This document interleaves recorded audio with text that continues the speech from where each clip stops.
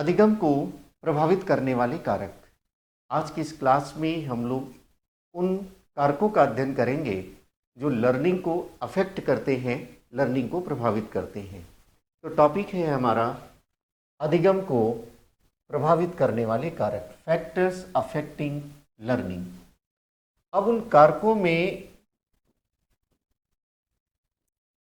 पहला कारक है हमारा पूर्व ज्ञान,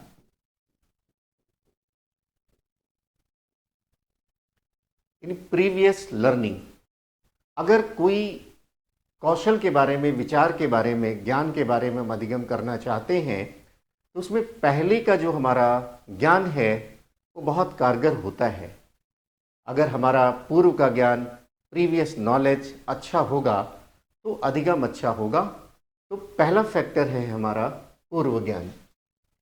दूसरा है विषय वस्तु।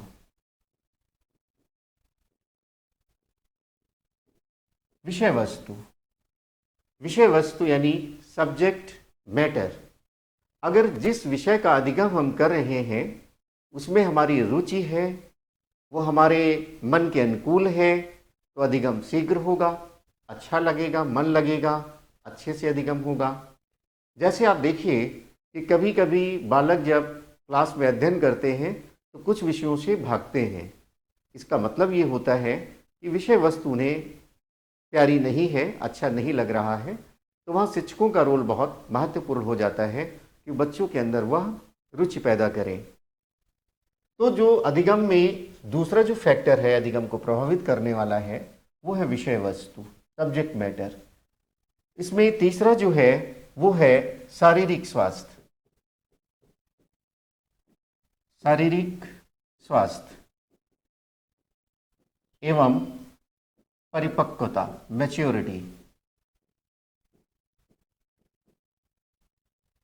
अधिगम तभी अच्छा होगा जब हम शरीर से स्वस्थ होंगे और मैच्योर होंगे। अगर हम अधिगम की इच्छा रखते हैं, अधिगम के प्रति हमारी तत्परता है और इस प्रकार की मैच्योरिटी हमारे शरीर में है, मन में है, तो अधिगम हम अच्छा करेंगे। अस्वस्थ शरीर होगा तो स्वाभाविक है हम अधिगम ठीक से नहीं कर पाएंगे। तो अधिगम ठीक से होने के लिए शारीरिक स्वास्थ्य अच्छा होना चाहिए और मैच्योर होना चाहिए। इसके बाद जो चौथा फैक्टर है वो है मानसिक स्वास्थ्य।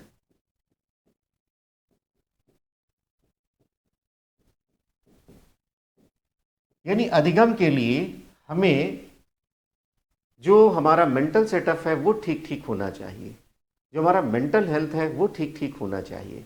हम मानसिक रूप से तैयार रहें कि हमें अधिगम करना है, तो मेंटल सेटअप और मेंटल हेल्थ होना, ठीक होना आवश्यक है अधिगम के लिए। अगला जो फैक्टर होगा वो है अधिगम की इच्छा। अधिगम की इच्छा, आप कह सकते हैं विल टू लर्न। अधिगम तभी अच्छा होगा जब हमारी इच्छा होगी, जब हमारे पास विल होगा कि नहीं ये हमें अधिगम करना है, ये हमें सीखना ही सीखना है, तो अधिगम अच्छा होगा। तो यहाँ पर ये बहुत ही महत्वपूर्ण हो जाता है। इसके बाद अगले फैक्टर की बात करेंगे जो अधिगम को प्रभावित करता है, वो है अभिप्रेरणा। अभिप्रेरणा, मोटिवेशन। एक अलग से विषय भी है, आपके TET, super TET, C TET exam में अलग से अध्ययन भी करते हैं। मोटिवेशन विस्तार से हम लोग पढ़ेंगे। तो motivation, education minus motivation is equal to zero. यानी कुछ भी शिक्षा व्यवस्था में अगर अभिप्रेरणा नहीं है तो विद्यार्थी अधिगम नहीं करेगा। अभी अभिप्रेरणा कैसे है, आंतरिक है, ये वाह है, ये अलग विषय है, इसका हम लोग अध्ययन करेंगे। तो अधिगम को प्रभावित करने वाले कारकों में एक महत्वपूर्ण कारक है मोटिवेशन। इसके बाद थकान।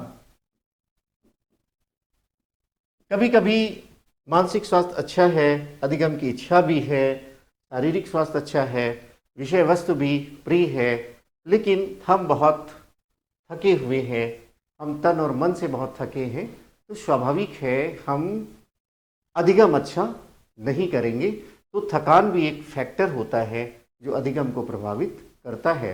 इसीलिए सामान्य रूप से जो शिक्षकगण होते हैं वो अपनी क्लास को छोटे छोटे खंडों में बांटते हैं कि जब बच्चों में थोड़ी रुचि बनी रहे, वो थकने ना पाए, ना ही शारीरिक दृष्टि से और ना ही मानसिक दृष्टि से। इसके बाद जो बहुत ही इम्पॉर्टेंट फैक्टर है वो है इन्वायरमेंट। आप वातावरण कह सकते हैं, इन्वायरमेंट। वातावरण बहुत ही महत्वपूर्ण है। अधिगम के लिए आपके घर का इन्वायरमेंट बहुत अच्छा है। आप वहाँ पढ़ाई कर रहे हैं और घर का वातावरण अच्छा नहीं है तो स्वाभाविक है अधिगम अच्छा नहीं होगा।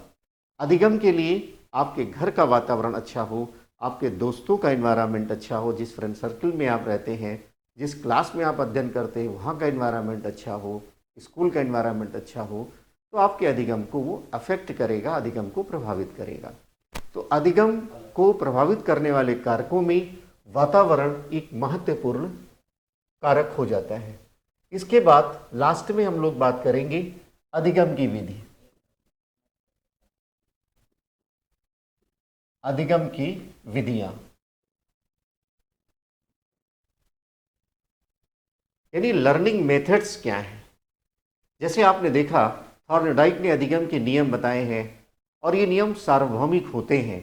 अगर इन नियमों का आप पालन करेंगे तो स्वाभाविक है अधिगम अच्छा होगा।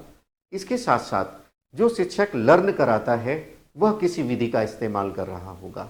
आपने शिक्षण विधियों में आगमन विधि, निगमन विधि, किंडरगार्टन मेथड, मॉन्टेसरी मेथड, तमाम विधियों के बारे में बात करते हैं। तो शिक्षक जिस विधि का प्रयोग करता है और आप जिस नियम का पालन करते हैं वह अधिगम को बहुत ही ज़्यादा प्रभावित करता है। तो अधिगम को प्रभावित करने वाले कारकों में अधिगम की विधियां बहुत इम्पॉर्टेंट हो जाती हैं। तो यहाँ पर हम लोगों ने ये पढ़ा है कि अधिगम को प्रभावित करने वाले कारक कौन कौन से हैं। उसमें हमारा पूर्व ज्ञान यानी प्रीवियस नॉलेज, विषय वस्तु, सब्जेक्ट मैटर, उसके बाद शारीरिक स्वास्थ्य और परिपक्वता, उसके बाद मानसिक स्वास्थ्य, मेंटल हेल्थ, अधिगम की इच्छा, विल टू लर्न, उसके बाद जो कारक है वे हैं अभिप्रेरणा, थकान, वातावरण, इन्वायरमेंट और अधिगम की विधियाँ।